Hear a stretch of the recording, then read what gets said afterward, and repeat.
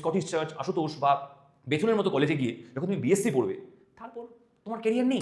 B Tech বিসিএতে career খুব ভালো, বিএসসিতে কিছু নেই। বিএসসি এতটাই ইগনোর বা তুচ্ছ হতো, তাহলে প্রতি বছর জেকাতে কি করে টপাররা বিএসসি থেকে বিলং করে? বিএসসি করে কি সত্যি কিছু হয় না? 2026-এ দাঁড়িয়ে বিএসসি কি এতটাই ইউজলেস ডিগ্রি?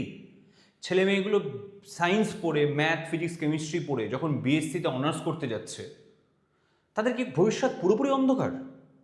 নাকি সোসাইটি আমাদেরকে যে মেসেজটা দিচ্ছে সেটাকে আমরা সত্যি ভেবে বসছি? অর্থাৎ দাদা, দিদি, সিনিয়র, রিলেটিভরা এসে বলছে, বন্ধু বান্ধব এসে বলছে, ভাই বিটেক বিসিএতে কেরিয়ার খুব ভালো, বিএসসিতে কিছু নেই, বিএসসি করে তুই কী করবি? ব্যাপারটা কি সত্যিই তাই? আজ থেকে 5 বছর আগে প্রচুর ছেলে মেয়ে বিএসসি করতো, এখন বিএসসির অ্যাডমিশন ড্রপ করছে। ড্রপের কারণ কি শুধুমাত্র কেরিয়ারে কিছু নেই? বিসিএ বা বিটেক পড়লেই কি আমি চাকরি পেয়ে যাব?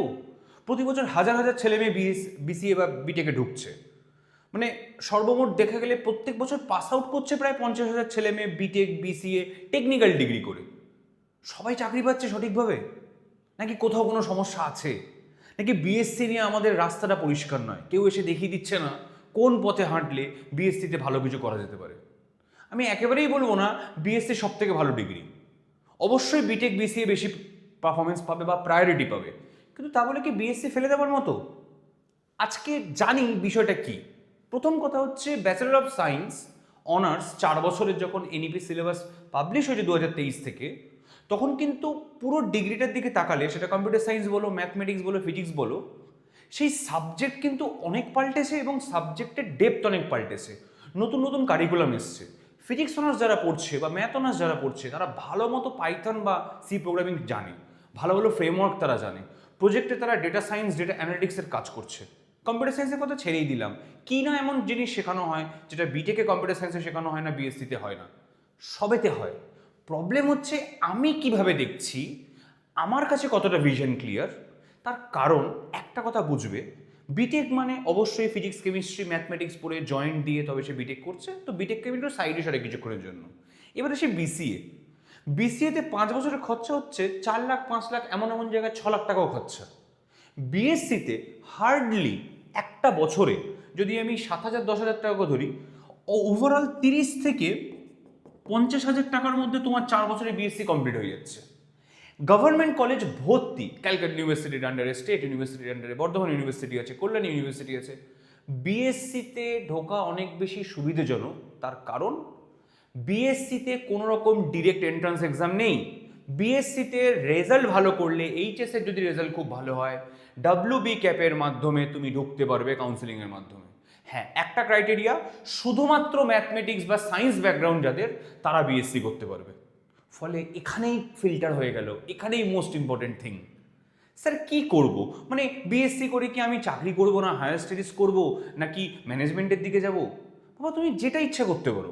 তুমি যদি হায়ার স্টাডিজ করতে যাও বিএসসি করার পরে, তুমি সিম্পল কিছু করো না, তুমি বিএসসি করার পরে আইদার তুমি এমসিএ করো, অর তুমি এমএসসি করো।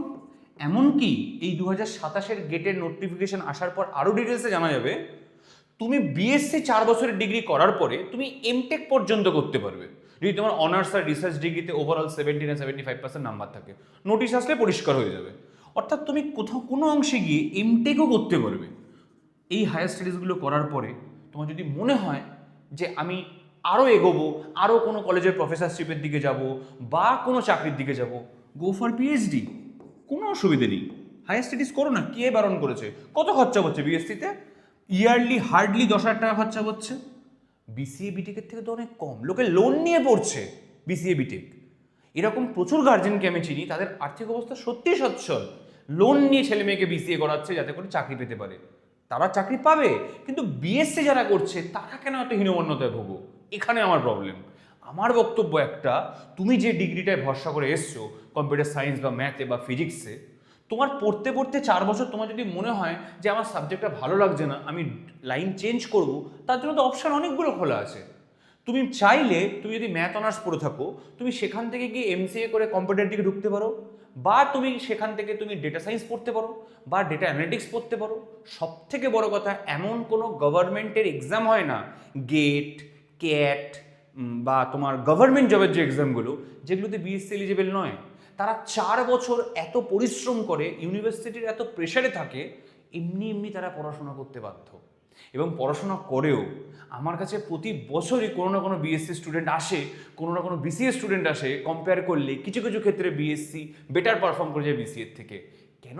কারণ বিসিএর ছেলেমেয়েরা খুব কনফিডেন্ট হয়, বিটেকের ছেলেমেয়েরা প্রচণ্ড কনফিডেন্ট হয় সাবজেক্ট নিয়ে।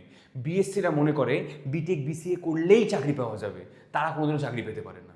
আইটি কোম্পানিতে কত চাকরি হতে পারে কোনো আইডিয়া আছে? কত চাকরি হতে পারে? টিসিএস প্রতি বছর বিএসসি ইগনাইটসের ওপর পরীক্ষা নেয়, যেখানে 2 এলপিএ 3 এলপিএ এমনকি 3.6 এলপিএ অবধি পাওয়া যেতে পারে যদি তুমি টেকনিক্যাল রোলে ভালো পারফর্ম করতে পারো, প্রপারলি সিভি বানাতে পারো, প্রপার ইংলিশ কমিউনিকেশন করতে পারো।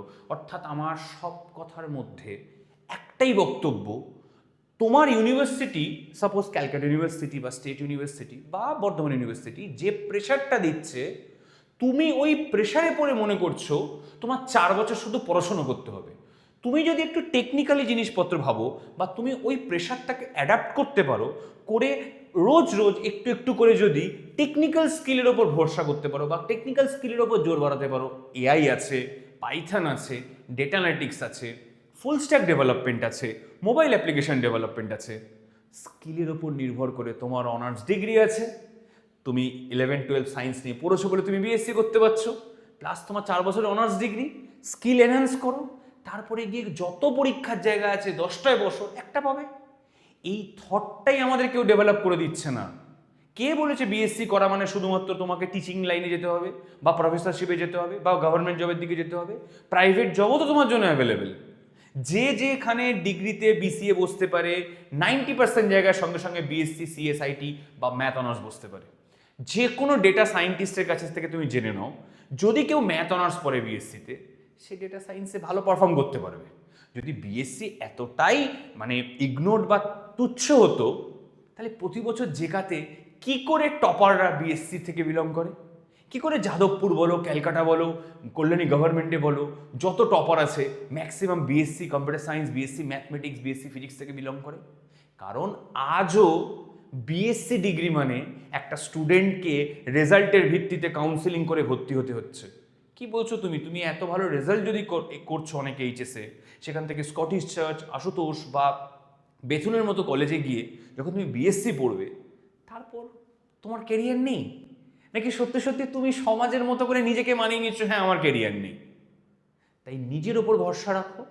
কেরিয়ার আছে কি না আছে আমরা আপকামিং সেশনগুলোতে জানতে পারবো। আমি একটা জিনিস মনে করি, আমি নিজে বিএসসি করেছি, আমি এমসিএ করেছি, আমি জানি বিএসসির কোথায় প্রবলেম, কেন সিউ স্টুডেন্টরা ভালো পারফর্ম করতে পারে না, কেন স্টেট ইউনিভার্সিটির ছেলেরা ভালো পারফর্ম করতে পারে না। একটাই রিজন, তারা প্রেশারটাকে হ্যান্ডেল করতে পারে না, তারা প্রেশারটাকে ডিস্ট্রিবিউট করতে পারে না ডে টু ডে লাইফে, ডে টু ডে প্রিপারেশনে। দেখা যাক পরবর্তী ভিডিওতে আমরা কি করে ডিল করব বিএসসিকে। Thank you.